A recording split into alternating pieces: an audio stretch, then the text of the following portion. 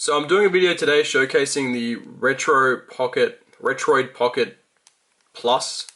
This is the updated, it's the original Retroid Pocket, which I put in an updated PCB, which they released a couple months ago now. Mine came in the mail. It took a very long time to ship. But I'm going to show you guys the performance of the games on here. So I'll open up this Retroid Pocket player. You can see it's kind of labeled like the Switch. You've probably seen this online. There's been a lot of rave about this this upgrade for the Retroid Pocket, and I can definitely justify the comments that are being made about this console. So I'm going to show you guys some performance on some games. We'll start off with N64. So Pokemon Stadium was something that never worked. Let's try it now, and let's see how it goes. Put the volume up a bit.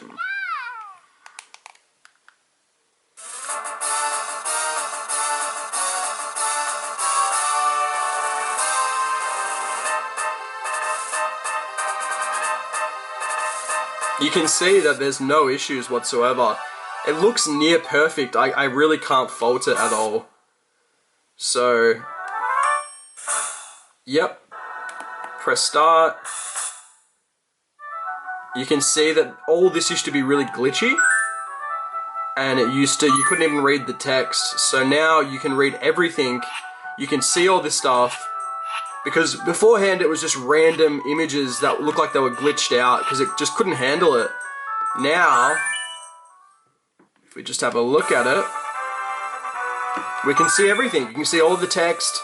I mean, yeah, there's a little bit of audio delay there. That's kind of expected. It's probably because I've got stuff running in the background. When I was playing it before, it was near perfect.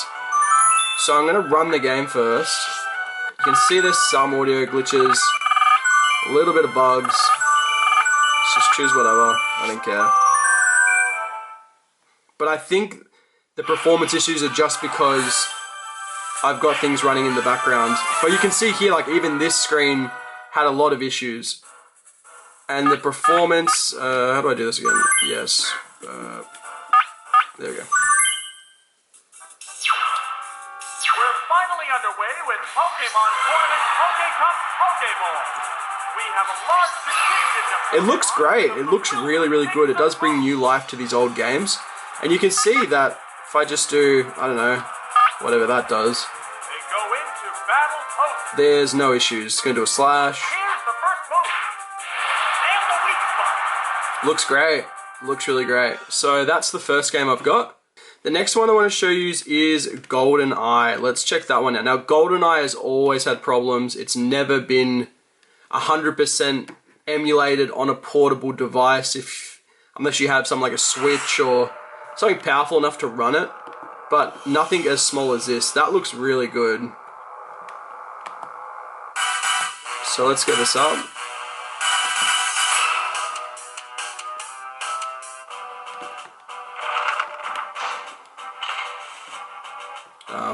Yep. Let's go. Takes a little bit to load in.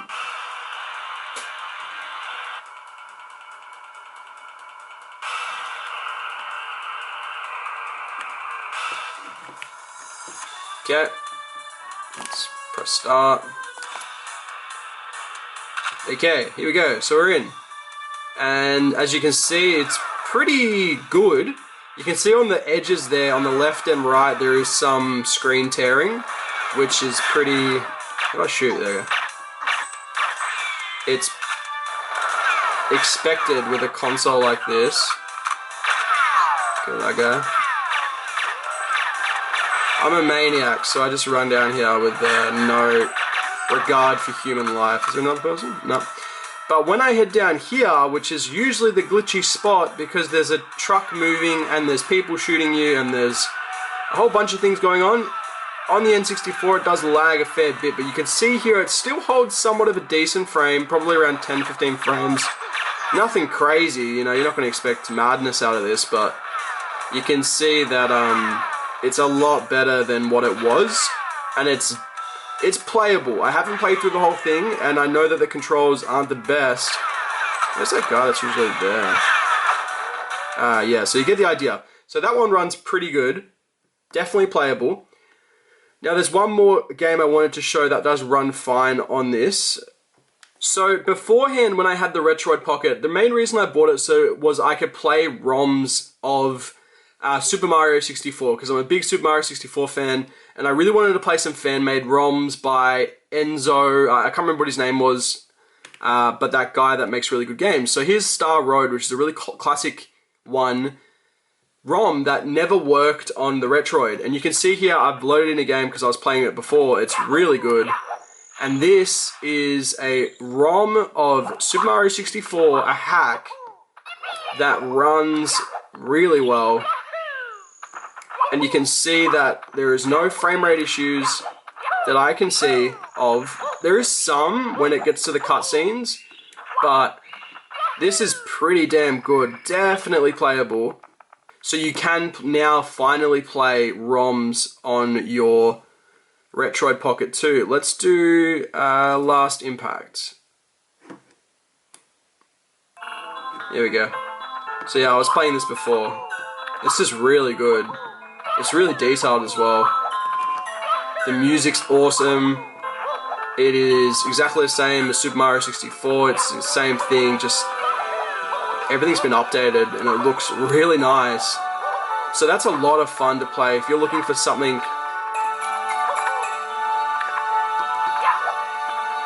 to muck around with, this is a pretty good thing.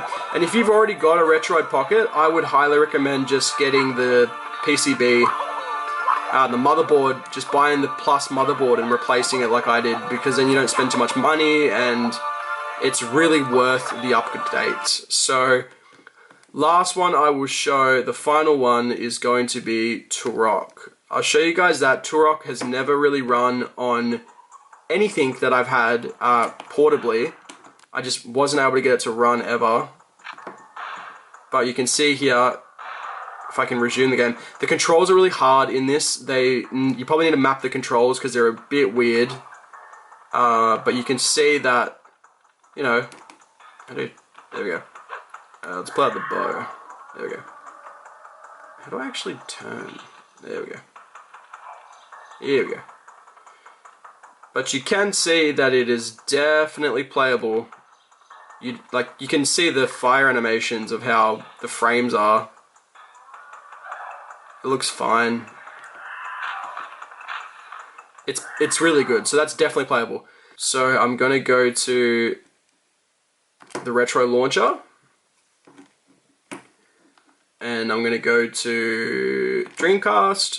And Sonic Adventure, that's something that you, again, had a lot of trouble playing with. It was barely playable on the original Retroid Pocket. So now with the Retroid Pocket 2 Plus, you can actually play this. And I've tried Shenmue as well. Shenmue works fine too. There's little audio glitches and there's little small glitches in the backgrounds. But the experience, that's way too loud. The experience is still definitely there. You can 100% play these games. So I'll just show you guys that I can play this. Let's go. This is a great game. I always wanted to play it. Saw people play it and I thought, wow, it looks like so much fun. Oh, is this starting me from the start? Okay, no. Ah, cool. But you can see from the cutscene, this wouldn't even get to the cutscene if it was on the original Retroid Pocket. Can I skip this? Of course not. Alright, here we go. So, you can see, if I run down here to start the level, Emerald Coast, it is going to run fine with no issues. Look at this. I'm playing Sonic Adventure on a Retroid Pocket 2. Not very good at this game, let me just tell you that much. I tried to play it before and I realized it's kind of hard, and I don't know if the controls are supposed to be this shit or something. You can never see I'm off the edge, but oh, there we go, I'm back on. Sweet. Okay. So, yeah, you can play Sonic Adventure. You can play, I'm pretty sure, I haven't tried all Dreamcast games because I'm downloading them, but every Dreamcast game I played, they all work. Which is really cool. So, yeah, that's it. Get out of that. And then I can show you Shenmue, but Shenmue is a very long game. It takes ages to actually load up and get in and start. So I'll just show you guys the intro here to show you that it's running fine. See, even this, I couldn't even get to this when I had the original Retroid Pocket. So this is definitely an improvement.